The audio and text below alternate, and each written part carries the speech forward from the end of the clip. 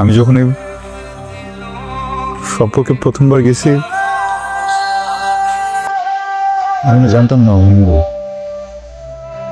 আমি শুধু নামটা জানতাম প্রিয়া।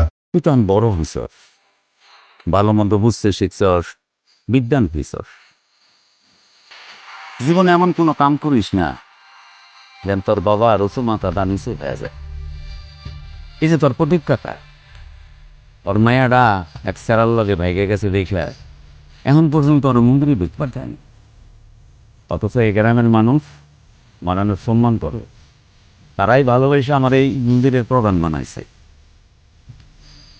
জীবনে এমন কোনো কাম করিস না যেন আমি সমাজে মুখ দেখাতে না পারি। আমি মরে যাবো, সত্যি আমি মরে যাবো।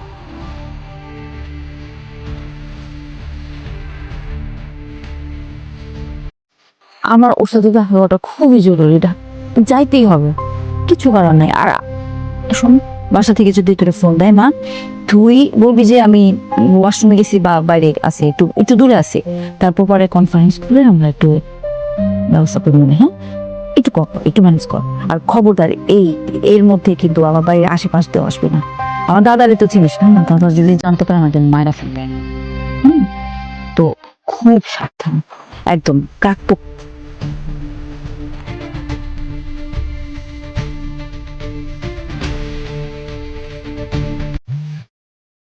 হ্যালো, হ্যালো, আচ্ছা ডাক কিসের? প্রিয়া, প্রিয়া কি হয়েছে তোমার? কি হয়েছে তোমার? তুমি ডাকতেছো এখন, কি হয়েছে তোমার? বলো আমারে, কি হয়েছে? বলতেছো না কেন? কি হয়েছে তোমার? হ্যাঁ, কাঁদতেছো কেন? বলো আমারে। দাদা জানে গেছে তোমার আমার কথা। তোমার মারছে কে?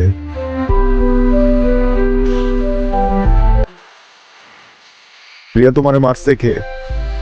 কে মারছে? দাদা,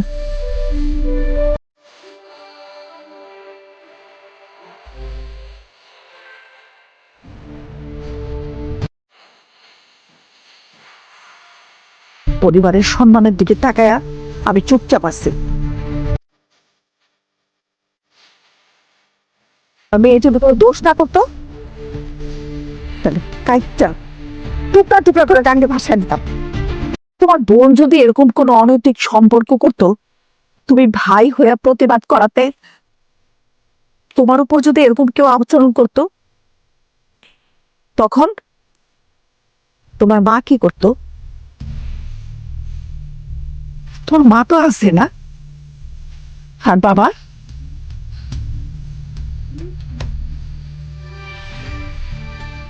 তুমি এক কাজ করো, তুমি না আমারও মাইরা ফেলাও, ওর বাবারও মাইরা ফেলাও, আমার ঘর বাড়িতে আগুন জ্বালিয়ে দাও, তোমার যত লোকজন সব নিয়ে আসো।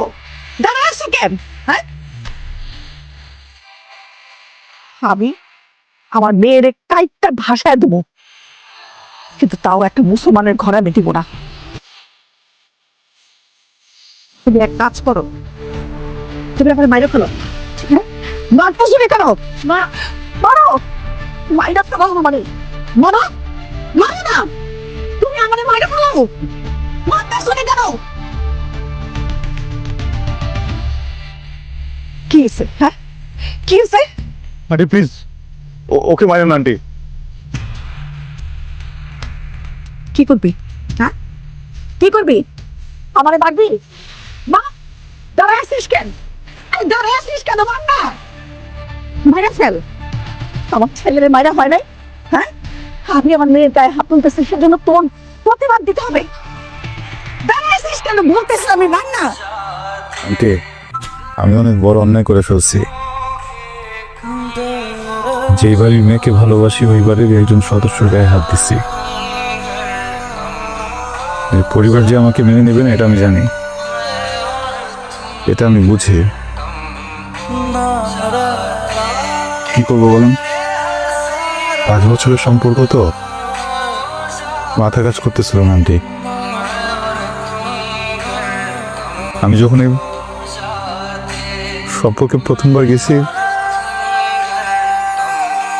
আমি না জানতাম না ও হিন্দু। আমি শুধু নামটা জানতাম, প্রিয়া। তারপর কথা বলা শুরু করছি। কথা বলতে বলতে না আমার ভিতরে কি যেন হয়ে গেছে আন্টি। এরপর যখন জানতে পারছি ও হিন্দু, অনেক চেষ্টা করছি কথা না বলার।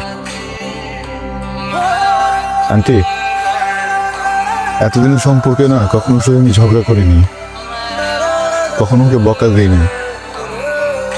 আমি না কখনো বাজে নজরে ওর দিকে তাকাইনি, কখনো বাজেভাবে স্পর্শও করিনি।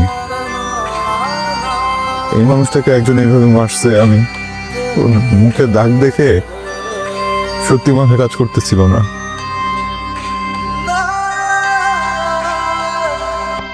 আমি ওর মুখে আর কখনো এরকম দাগ দেখতে চাই না আন্টি। আপনি আমাকে একটা কথা দিবেন? আপনি আর কখনো ওর গায়ে হাত দিবেন না। আপনারা কেউ ওর গায়ে হাত দিবেন না। ও যদি কখনো কোনো ভুল করে, ওকে বুঝাবেন, খুব বেশি হলে একটু বকা দিবেন, মারবেন না। আর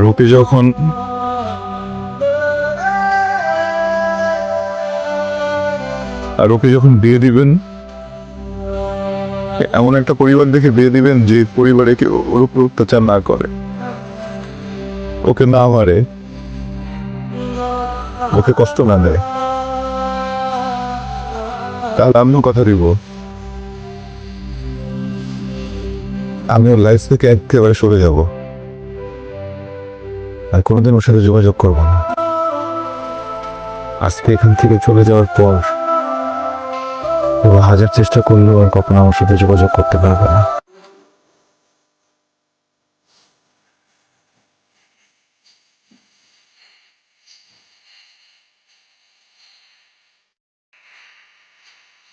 ঠিক আছে, কথা দিলাম।